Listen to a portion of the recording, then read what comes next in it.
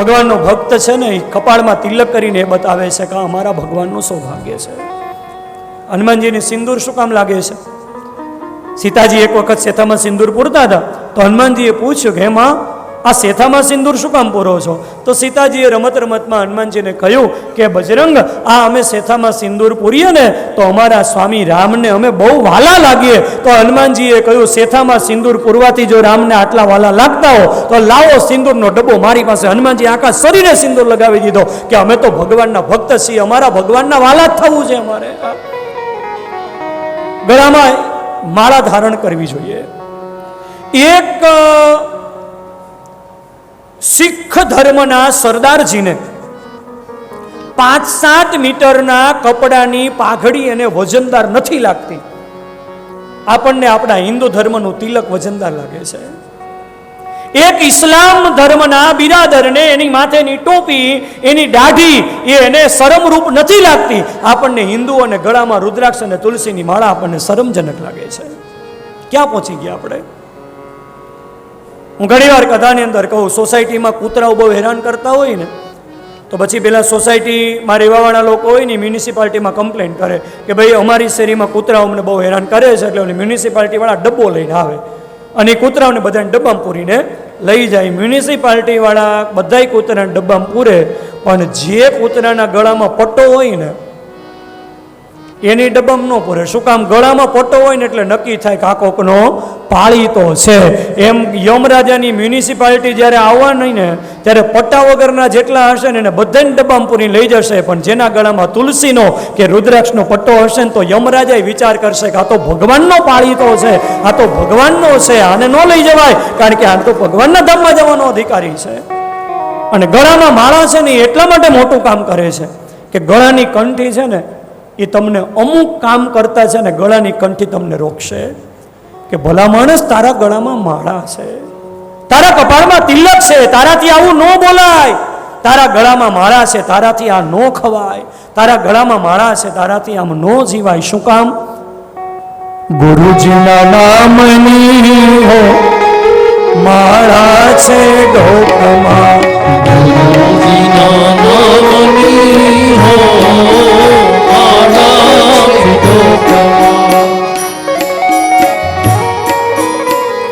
રાજકોટ પાસેનું સરદાર, અને સરદારમાં એક મહાન સંત વિભૂતિ થઈ ગયા, સંત શ્રી હરિહરાનંદ સરસ્વતીજી મહારાજ. અને હરિહરાનંદજીનું લખેલું આ પદ છે, નારાયણ નામની હો માળા છે ઢોકમાં, નારાયણ નામની હો માળા જૂઠું બોલાય નહીં, ખોટું લેવાય નહીં, હવે જૂઠું બોલાયું નહીં, ખોટું લેવાયું નહીં, જૂઠું બોલાય નહીં, ખોટું લેવાય નહીં, જૂઠું બોલાયું નહીં, ખોટું લેવાયું નહીં, ચલાય નહીં હો માળા છે ઢોકમાં, નામની હો માળા છે ઢોકમાં.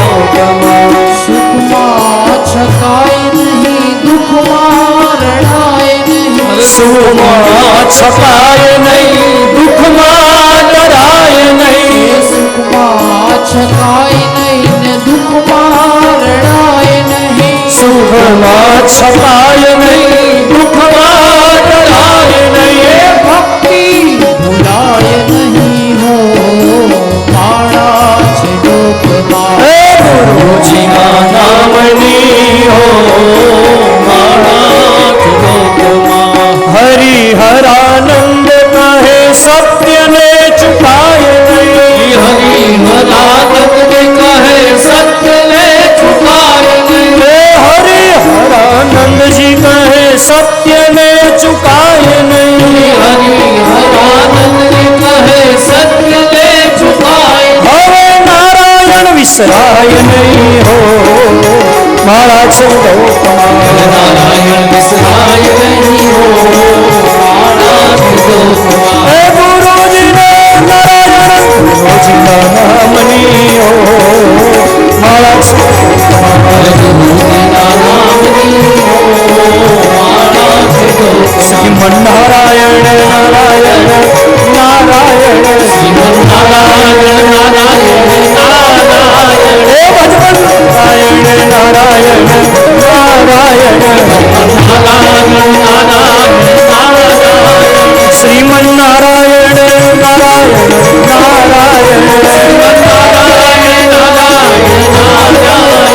શ્રીમન નારાયણ નારાયણ નારાયણ. હે ભગવાન નારાયણ હે ભગવાન નારાયણ નારાયણ નારાયણ ભગવાન નારાયણ નારાયણ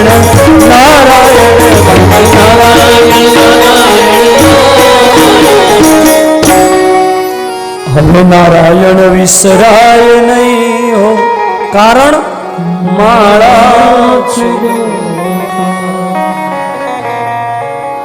સંન્યાસી આત્મદેવને કહ્યું જીવતે જીવતા ભગવાનનું ભજન કરી લો. આત્મદેવને વાત સમજવામાં ન આવી. આત્મદેવ એને સંન્યાસીએ આત્મદેવની સ્થિતિને જોઈને સંન્યાસીએ મનમાં વિચાર કર્યો કે ઘણા લોકો આ સમાજમાં એવા હોય કે જ્યાં સુધી દુઃખ ભોગવી ન લે ને ત્યાં સુધી પાછા ન વળે. આ સમાજમાં છે ને 3-4 કેટેગરીના લોકો હોય. અમુક એવા હોય કે એને કાંઈ કહેવું ન પડે, એને જન્મથી જ પોતાનો વિવેક એવો એનો સદુપયોગ કરે ને કે એને ખબર જ હોય કે આમ કરાય ને આમ ન કરાય, અહીંયા જવાય ને અહીં ન જવાય, આ બોલાય ને આ ન બોલાય. ઘણા લોકો એવા હોય કે જેને પોતાના વિવેકથી ખબર ન પડતી હોય પણ બીજાની પરિસ્થિતિથી એ શીખે કે જો આ ઓલા રસ્તે ગયો તો ને ત્યાં દુઃખી થયો તો એટલે આપણે એ રસ્તે ન જવાય. એને કેવું ન પડે પણ એ બીજાની પરિસ્થિતિને જોઈને શીખે. ઘણા એવા હોય કે બીજાની પરિસ્થિતિને જોઈને ન શીખે પણ એને કયો ને તો જ ખબર પડે કે એમને એમ કહો ને કે ત્યાં ન જવાય તો જ એ સમજે. અને ઘણા એવા હોય કે નો પોતાના વિવેકથી સમજે, નો બીજાની પરિસ્થિતિથી સમજે, નો કોઈના કહેવાથી સમજે, એકવાર પોતે દુઃખ ભોગવી લે ને પછી પાછો વળે. સંન્યાસીએ આત્મદેવને એક ફળ આપ્યું. કીધું આ ફળ તમારી પત્નીને ખવડાવજો. તમારી પત્ની 1 વર્ષ સુધી એકટાણા કરીને નીતિ નિયમ પૂર્વક દાન દક્ષિણા આપીને પવિત્રતા પૂર્વક જો રહેશે તો તમારે ત્યાં આ ફળથી એક દિવ્ય તેજસ્વી પુત્રનો જન્મ થશે. આત્મદેવને સંન્યાસીએ કહ્યું કે તમારી પત્નીને આ ફળ ખવડાવજો. આત્મદેવ ફળ લઈને આવ્યા. ધૂંધુલીને કીધું જંગલમાં ગયો તો સંન્યાસીએ ફળ આપ્યું છે, ખાઈ જા. પત્નીના હાથમાં ફળ આપીને આત્મદેવ ગયા. સંન્યાસીએ શું કીધું? તું ઈદમ ભક્ષય પત્ની આત્મમ, તારી પત્નીને આ ફળ ખવડાવજે. આત્મદેવે શું કર્યું? પત્નીયા પાણો ફલમ દત્વા સ્વયં યાતસ્તુ કુત્રચિત. પત્નીના હાથમાં ફળ આપીને આત્મદેવ વયા ગયા. ખવડાવવાનું કીધું હતું, ખવડાવ્યું નહીં, હાથમાં ફળ આપીને વયા ગયા. ધૂંધુલીનો સ્વભાવ હતો, વિચારે ચડી કે આ ફળ ખાવ એટલે મારે ત્યાં પુત્ર થાય. ઘણી વખત એવું બને કે બાળકના જન્મ વખતે માં મરી જાય. વિચારે છો, મનોવિજ્ઞાન એમ કહે છે કે જે પરિસ્થિતિ તમે ઈચ્છતા નથી ને એની અગાઉથી કલ્પના ન કરવી. જેવું વિચારો ને એવું થાય. તમે ક્યાંક મોટરસાઇકલ લઈને જતા હોય ને ખાલી વિચાર કરજો કે હું જાઉં છું પણ રસ્તામાં ક્યાંક પંચર નહીં પડે ને ત્યારે જ પંચર પડશે. શું કામ? કારણ કે તમે પરિસ્થિતિ બનાવી, તમે મનને કમાન્ડ આપી દીધો ને મનનો નિયમ છે કે મનને જેવો કમાન્ડ આપો એવું કામ કરવા લાગે. હવે હકીકતમાં એવું કંઈ થવાનું નહોતું, પણ ધૂંધુલી વિચારમાં ચડી કે જો હું આ ફળ ખાઉં પુત્ર થાય તો ઘણી વખત બાળકના જન્મ વખતે માં મરી જાય. કદાચ એવું ન થાય તો બાળકને મોટો કરવાની કેટલી ચિંતા. પાણી પીવું હોય પાણી પીવું છે એમ કંઈ ન હોગે, રોવા સિવાય બીજું કાંઈ તો આવડે નહીં. બાળકને મોટું કરવાની ચિંતા, મોટું કરે પછી એને ભણાવવાની ચિંતા, ભણાવ્યા પછી પાછી એને પરણાવવાની ચિંતા, અને પરણાવ્યા પછી પણ આપણને હાચવે કે ન હાચવે એની શું જવાબદારી. આના કરતાં તો મારે ત્યાં દીકરો નથી એ જ સારું છે. આમ ધૂંધુલી વિચાર કરતી હતી ને એમાં એની બેન આવી બધી વાત કરી. તો એની બેને કીધું ખાઈ જા ફળ, આ તો સારું કહેવાય, મારે ફળ નથી ખાવું, મારે આ દુઃખ નથી લેવું. તો એની બેન કે એક કામ કર, મારી ત્યાં ખાવાવાળા બહુ છે પણ ખાવાનું કાંઈ નથી, તારી ત્યાં ખાવાનું બહુ છે પણ ખાવાવાળા કોઈ નથી. ધૂંધુલીની બેને કીધું મારે ત્યાં સંતાન થવાનું છે, મારા પતિને થોડા પૈસા આપજે, મારું બાળક જન્મે ભેગું હું તને આપી દઈશ, તું તારા પતિને ખોટું ખોટું કહેજે કે મારે ત્યાં દીકરાનો જન્મ થયો. આ ઉપાય તો સારો છે, પણ સંન્યાસીનું ફળ તો કે ગાયને ખવડાવી દે, ખબર પડશે આ ફળ સાચું છે ખોટું. ગાયને ફળ ખવડાવી દીધું. ધૂંધુલી સગર્ભા સ્ત્રીના વેશમાં રહેવા માંડી. આત્મદેવને એમ કે પત્ની સગર્ભા છે, એ તો તીર્થયાત્રામાં વયા ગયા. સમય જતા ધૂંધુલીની બેનને ત્યાં દીકરો જન્મ્યો. પૈસા આપીને દીકરો ખરીદી લીધો. દીકરાનો જન્મ થયો એવું આત્મદેવે સાંભળ્યું એટલે ભોળા આત્મદેવ બ્રાહ્મણે ગીત વાજિંત્રો બગડાવ્યા, ઉત્સવ કરાવડાવ્યો. ઓલા પ્રહલાદ ને ઉદ્ધવ ને ધ્રુવ ને તૈયાર થઈ ગયા ને કરતાલ હાથમાં આપી છે, રવિન કે લઈ લઈને હાથમાંથી. તો ધૂંધુલી વિચારે ચડી કે આ ધૂંધુલીને ત્યાં પુત્ર થયો એટલે આત્મદેવે ગીત વાજિંત્રો વગડાવ્યા, ઉત્સવ કરાવડાવ્યો. હવે એ વખતે આત્મદેવ તો ભોળા હશે, ધૂંધુલીએ પોતાના બાળકનું ધુંધુકારી એવું નામ રાખ્યું. ધુંધુકારી 3 મહિનાનો થયો ત્યાં આત્મદેવના આંગણામાં બાંધેલી ગાય એને દીકરાને જન્મ આપ્યો, કારણ કે સંન્યાસીનું આપેલું ફળ હતું. હવે ગાયથી તે દીકરો જન્મ્યો ને, એના કાન જે હતા ને ગાયના કાન જેવા હતા, એટલે એનું ગોકર્ણ નામ પાડ્યું. 2 ભાઈઓ મોટા થયા ને, ગોકર્ણ મહાન જ્ઞાની થયો, ધુંધુકારી મહાપાપી થયો, કુલટાઓના મોહમાં ફસાણો. પેલી રૂપવતી સ્ત્રીઓને રાજી કરવા માટે ઘરમાંથી ચોરી કરીને ધન લઈ જવા માંડ્યો. બધુંય ધન વેડપી નાખ્યું. આત્મદેવની પાસે આવીને એક વખત કહ્યું, પિતાજી મને ધન આપો. આત્મદેવે કહ્યું, ધન તો ઘણું હતું પણ તારા પાપના પ્રતાપે હવે કાંઈ રહ્યું નથી. ધુંધુકારી ખીજાયો. આત્મદેવ ભૂદેવની પીઠમાં એક પાટું મારીને આત્મદેવને પછાડી દીધા. આત્મદેવ રડવા માંડ્યા, હે ભગવાન, નાના કરતા તો મને દીકરો નહોતો એ સારું હતું, આના કરતા તો મરી જવું સારું. તેથી દીકરો નહોતો એટલે મરી જવું હતું, હવે દીકરો છે એટલે મરી જવું છે. બહુ સમજવા જેવી વાત છે. તમારા જીવનના આનંદનો આધાર કોઈ વિશેષ પરિસ્થિતિને બનાવતા નહીં કે આ પ્રકારની પરિસ્થિતિ આવે તો જ મને જીવનમાં આનંદ આવે, એ ખોટું છે.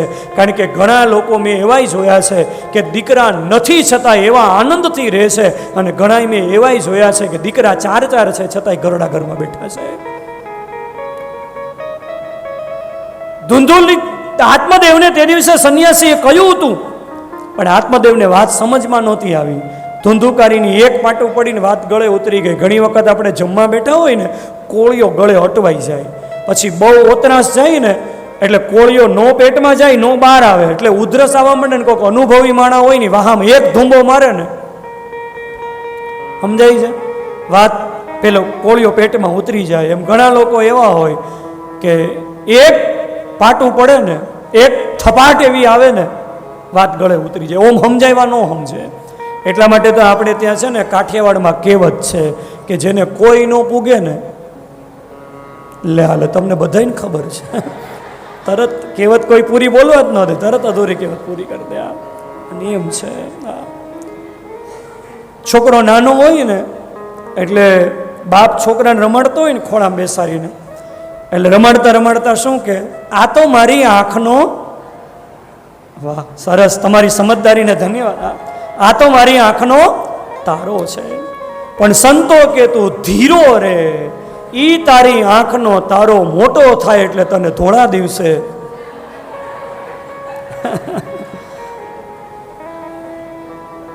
આત્મદેવ રડવા માંડ્યા. ગોકર્ણે આવીને સમજાવ્યા, પિતાજી આ સંસાર આવો જ છે, જેટલું સંસારમાં મોહ રાખશો ને એટલું રોવું વધારે પડશે. આત્મદેવે યુવાનીમાં સત્સંગ કર્યો તો ઘડપણમાં કામ લાગ્યો. 60 વર્ષની ઉંમરે ઘર છોડી શ્રીમદ ભાગવતજીના 10મ સ્કંદનો પાઠ કરીને ભાગવતી મુક્તિને પામી ગયા. હવે તો ગોકર્ણ યાત્રામાં વયા ગયા. ધુંધુલી ધુંધુકારી સાથે રહેતી હતી, એમાં ધુંધુલીને બહુ કષ્ટ પડ્યું હતું, એણે કૂવે પડીને આત્મહત્યા કરી લીધી. હવે તો એકલો પડ્યો એટલે ઓલી સ્ત્રીઓને ઘરમાં રાખીને રહેવા લાગ્યો. બહુ ધન ચોરવા માંડ્યો. પેલી સ્વાર્થી સ્ત્રીઓએ ધુંધુકારીની હત્યા કરીને સ્ત્રીઓ ભાગી ગઈ. આખી જિંદગી પાપ કરીને મર્યો તો એટલે પ્રેત થયો. ગોકર્ણને જ્યારે ધુંધુકારીએ પ્રેત સ્વરૂપમાં દર્શન આપ્યા ત્યારે ગોકર્ણજીએ સૂર્યનારાયણને પૂછ્યું કે મારો ભાઈ પ્રેત થયો છે અને એની 100 ગયા શ્રાદ્ધથી મુક્તિ નથી થાય, એમ એની મુક્તિ માટે મારે શું કરવું? સૂર્યનારાયણે શ્રીમદ ભાગવતની કથા કરવાનું જ્યારે કહ્યું ત્યારે ગોકર્ણજીએ પોતાના આખાઈ ગામને બોલાવીને નદીના કાંઠે શ્રીમદ ભાગવતની કથાનું આયોજન કર્યું. પેલો ધુંધુકારી પ્રેતાત્મા 7 ગાંઠવાળો એક વાંસ હતો, એ વાંસની અંદર પ્રવેશ કરી ગયો. પ્રેતાત્મા હોય ને એ વાયુના રૂપમાં હોય, એ સ્થાન ગોતતો હોય કે મારે ક્યાંક રહેવું છે. પોલો વાંસ હોય તો એ રહી શકે, એટલા માટે હજી કથાની અંદર પરંપરા છે કે જ્યાં ભાગવતની કથા થતી હોય ત્યાં વાંસ રાખવામાં આવે. એટલે કોઈ એવા જીવાત્માઓ હોય તો એ વાયુના સ્વરૂપમાં વાંસમાં રહીને કથા સાંભળે. અને એમાં પ્રેતાત્મા ધુંધુકારીએ 7 દિવસ સુધી કથા સાંભળી. ભૂત હતો, ભાગવતની કથા સાંભળી હતી ને ભગવાનનો દૂત બની ગયો. દિવ્ય સ્વરૂપ ધારણ કરીને ધુંધુકારી ભાગવતની કથામાં પ્રગટ થયો. ભાગવતજીનો જય જયકાર થયો. બોલે ભાગવત ભગવાન કી જય. ધુંધુકારીની મુક્તિ થઈ ગઈ ભાગવતની કથા સાંભળીને. ભગવાનના પાર્ષદોએ જ્યારે કહ્યું ત્યારે ગોકર્ણજીએ બીજી વખત ભાગવતની કથા કરીને આખાઈ ગામને દિવ્ય ગતિ અપાવડાવી છે. આ શ્રીમદ ભાગવતજીનો મહિમા છે કે ગમે એવો પાપાચારી માણસ હોય, પ્રેતાત્મા થયો હોય, મર્યા પછી ભાગવતની કથા સાંભળે તો એની મુક્તિ થઈ જાય, તો જીવતા કથા સાંભળે તો મુક્તિ થઈ જ જાય, એમાં કોઈ બેમત નથી. શ્રીમદ ભાગવતજીના મહાત્મ્યના 6થા અધ્યાયમાં એક યજમાનોના મનમાં જે પ્રશ્નો ઉદ્ભવે એનો થોડા ઉત્તરો આપ્યા છે કે પહેલાં તો ભાગવતની કથાના યજમાનને પ્રશ્ન એ થાય કે શ્રીમદ ભાગવતની કથામાં ખર્ચ કેટલો થાય? તો અહીંયા લખ્યું છે વિવાહે યાદૃશમ વિત્તમ તાદૃશમ પરિકલ્પયેત. ઘરમાં લગ્ન પ્રસંગમાં જેટલો ખર્ચ થાય ને એટલો ભાગવતની કથામાં ખર્ચ થાય. એટલે એનો અર્થ એ થયો કે લગ્ન પ્રસંગમાં આપણે આપણી શક્તિ પ્રમાણે, આપણા વ્યવહાર પ્રમાણે, આપણા સામર્થ્ય પ્રમાણે સંપત્તિ વાપરીએ, એમ ભાગવતની કથામાં આપણો વ્યવહાર, આપણી સંપત્તિ, એટલી સંપત્તિનો વિનિયોગ ભાગવતની કથામાં થાય. બીજું, શ્રીમદ ભાગવતની કથા ક્યારે કરવી? તો અહીંયા શ્રીમદ ભાગવતજી માટે સમય બતાવ્યો છે અષાઢ મહિનાથી શરૂ કરીને માગસર મહિના સુધીના 6 મહિના. અષાઢ, શ્રાવણ, ભાદરવો, આસો, કાર્તક અને માગસર, આ 6 મહિના દરમિયાન પિતૃમોક્ષાર્થે ભાગવતની કથા થાય. ભાગવતની કથામાં સગા સંબંધીઓને તો બોલાવવા, પણ ખાસ જે લોકોને કથા શ્રવણ કરવી બહુ ગમતી હોય એવા વૈષ્ણવોને, એવા ભક્તોને શ્રીમદ ભાગવતની કથામાં ખાસ નિમંત્રણ આપવું. સુંદર કથાનો પાંડાલ સાત્વિક બનાવો. શ્રીમદ ભાગવતજીનો વક્તા પણ શ્રોતાઓને બરાબર કથા સમજાવી શકે એવો હોવો જોઈએ. કથાના શરૂઆતમાં યજમાને પહેલાં તો પ્રાયશ્ચિત કરવું, દેહ શુદ્ધિ કરવી, અને ત્યારબાદ શ્રીમદ ભાગવતની કથામાં વિઘ્ન ન આવે એટલા માટે ગણપતિની પૂજા કરવી, નિત્ય પંચદેવોનું પૂજન કરવું, ત્યારબાદ ભાગવતજીની પૂજા કરવી, શ્રીફળ હાથમાં રાખી ભાગવતજીની પરિક્રમા કરવી. ભાગવતજીની પરિક્રમા કરનાર યજમાનને ડગલે ડગલે અશ્વમેધ યજ્ઞનું ફળ પ્રાપ્ત થાય છે. આવો શ્રીમદ ભાગવતનો વિધિ છે. અને ત્યારબાદ શ્રીમદ ભાગવતની કથા જ્યારે પૂર્ણ થાય ત્યારે વિષ્ણુ સહસ્ત્રનો પાઠ, ગીતાનો પાઠ, અથવા તો ભાગવત ગાયત્રી જે છે, નમો ભગવતે તુભ્યમ વાસુદેવાય ધીમહિ પ્રદ્યુમ્નાય અનિરુદ્ધાય નમઃ સંકર્ષણાય ચ, એનો હોમ કરવો. આવો શ્રીમદ ભાગવતજીની કથાનો નિયમ બતાવ્યો છે.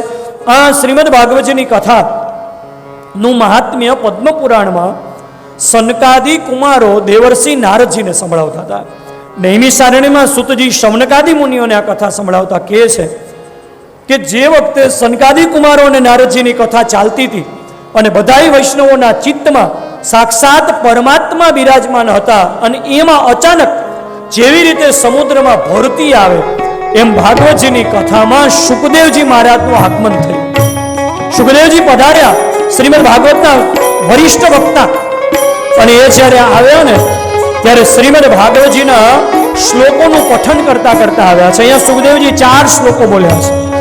નિગમ કલ્પતરોર ગલિતમ બલમ શુકમુખાદમૃત દ્રવ સંયુતમ પિબત ભાગવતમ રસમાલયમ મુહુરહો રસિકા ભુવિ ભાવુકા ધર્મ પ્રોંચિત કેતવોત્ર પરમો નિર્મત્સરાણામ સદામ દૈત્યમ વાસ્તવમત્ર વસ્તુ શ્રીમદો આ ભક્તયોન્મૂલનમ શ્રીમદ ભાગવતે મહામુનિ કૃતે કિમ્મા પરેરીશ્વર સત્યોરુદ્યવરુદ્યતે ત્રિપૃથુભિ શુશ્રૂષુભિ તત્ક્ષણાત શ્રીમદ ભાગવતમ પુરાણ તિલકમ યદ વૈષ્ણવાનાં ધનમ યસ્મિન પારમહંસમેવ મમલમ જ્ઞાનમ પરમ ગીયતે यत्र ज्ञान विराग भक्ति सहितम नैष्कर्म्यमा विस्कृतम तस्मृण्वन् प्रपठन् विचारण करो भक्त्या विमुचे नर स्वर्गे सत्ये च कैलासे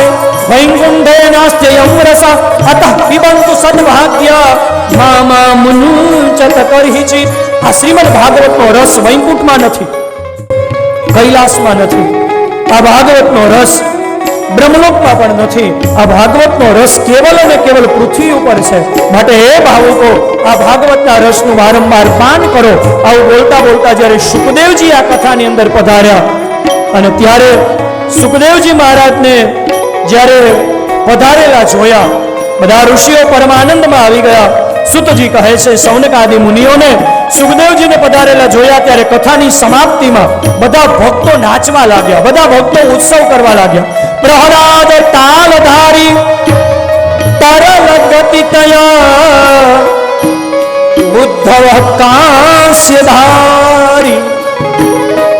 વીણાધારી સુરર્ષિ સ્વર કુશલતયા રાગ કરતા અર્જુનો ભૂત ઇન્દ્રો વાવિદ મૃદંગ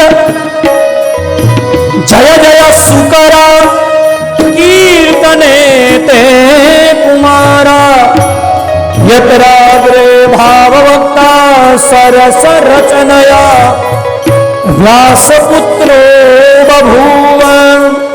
આ કથામાં જ્યારે કીર્તન થતું હતું ને ત્યારે પ્રહલાદજી એ તો બહુ સ્ફૂર્તિવાળા છે, એટલે હાથમાં કરતાલ લઈને પ્રહલાદજી કરતાલ વગાડતા હતા. 2 હાથથી સરસ મજાની કરતાલ, એકદમ આમ સુંદર અવાજ આવે અને ખૂબ સ્ફૂર્તિથી આનંદ આવે બધાને. એવી રીતે પ્રહલાદજી કરતાલ વગાડવા માંડ્યા. ઉદ્ધવજી કાંસા વગાડવા માંડ્યા. કાંસા એટલે ઓલા મોટા જે કાંસા આવે ને એનો અવાજ આવે.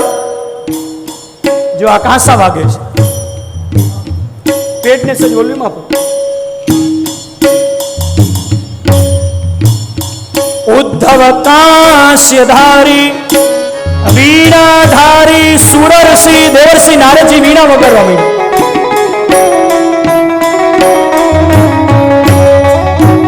સ્વર કુશલતયા રાગ કરતા અર્જુનો ભૂ.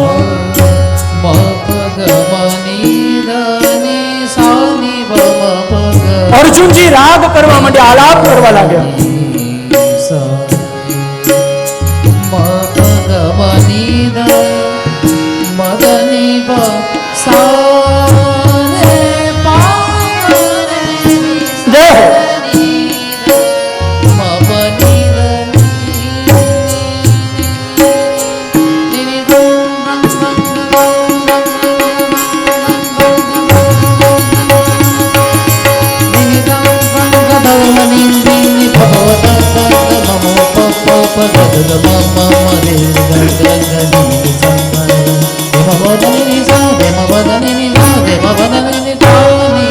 ઇન્દ્રવાદિન મૃદંગ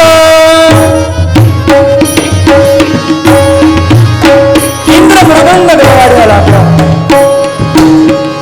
કીર્તને તે કુમારા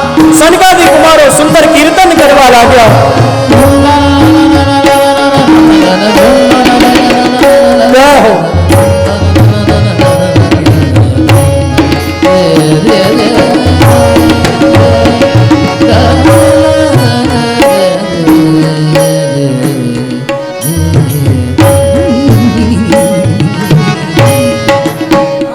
યત્રાગ્રે ભાગવતા સરસ રચનયા વ્યાસપુત્રો બભુવ. સુખદેવજી મહારાજ એ વખતે સુંદર મજાના ભાગવતજીના શ્લોકો જાત જાતની અંગભંગી કરતા કરતા ભાગવતજીના શ્લોકો બોલવા માંડ્યા. ભક્તો બધા જ્યારે કથાની સમાપ્તિમાં આટલા બધા આનંદમાં આવી ગયા ને, ત્યારે જે વૈષ્ણવોના ચિત્તમાં ભગવાન હતા ને સ્વયં પ્રગટ થઈ ગયા. અને નનરત મધ્યે ત્રિકમેવ તત્ર, અને ભગવાન બાંકે બિહારી એ વખતે ભક્તોની વચ્ચે નાચવા લાગ્યા, કીર્તન કરવા લાગ્યા, ઉત્સવ કરવા લાગ્યા. બધા એવા ભાવમગ્ન બની ગયા કથાની સમાપ્તિમાં. અને ત્યારે આ કીર્તનને જોઈને ભગવાને વચન આપ્યું કે જે મનુષ્ય આ શ્રીમદ ભાગવતની 7 દિવસની કથા શ્રવણ કરશે એના બધા જ મનોરથો હું પૂર્ણ કરીશ. આમ કહીને ભગવાન ત્યાંથી અંતર્ધ્યાન થયા. આ શ્રીમદ ભાગવતજીનો મહિમા પદ્મ પુરાણ અંતર્ગત ગાયો. ભાગવતજીનો જય જયકાર થયો. બોલે ભાગવત ભગવાન. આવું સુંદર મજાનું ભક્તોની વચ્ચે કીર્તન થયું અને ભગવાને બધાના મનોરથો પૂર્ણ કરવા માટે થઈને વચન આપ્યું. ત્યારે સોલંકી પરિવારના આંગણે ચાલી રહેલી આ કથામાં સ્વયં ભગવાન આવી અને આપણને વચન આપવા માટે આવે છે ભક્તોની સાથે કે તમે જો આ પરિવારની કથા પૂરી શ્રવણ કરશો તો તમારા બધાયના મનોરથો હું પૂર્ણ કરીશ. આ સોલંકી પરિવારના જીવનની ધન્ય ઘડી કહેવાય. આજ ઘડી રળિયામણી કહેવાય, કારણ કે સ્વયં ભગવાન ભક્તોની સાથે પધારી રહ્યા છે. પહેલા આપણે બેસીને દર્શન કરશું, પછી આપણે સૌ સાથે રાસમાં જોડાઈશું. આવો ભાવ અને પ્રેમથી. જીરે ધન્ય આજની ઘડી તે રળિયામણી,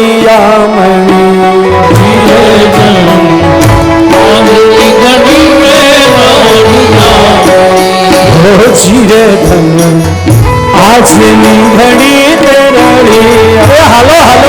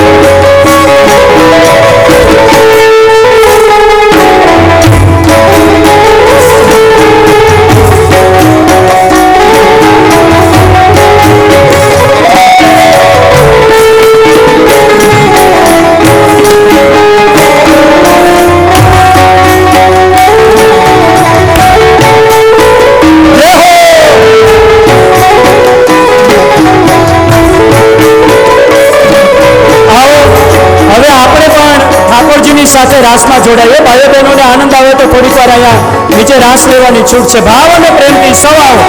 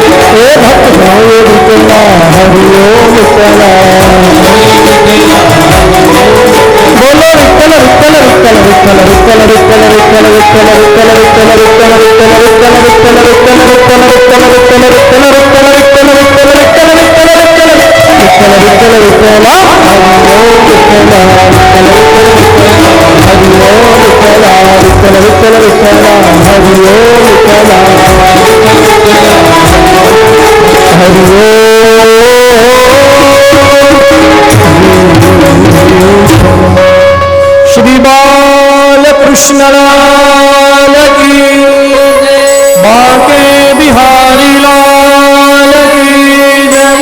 रामचंद्र भगवान की, श्री हनुमान जी महाराज की, श्री खोडियार मात की, श्री सुरापुरा दादानी, श्री पंचनाथ महादेव।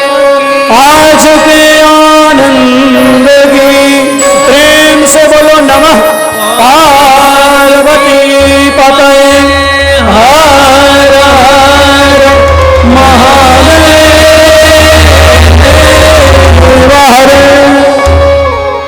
बोलिए श्री भागवत भगवान।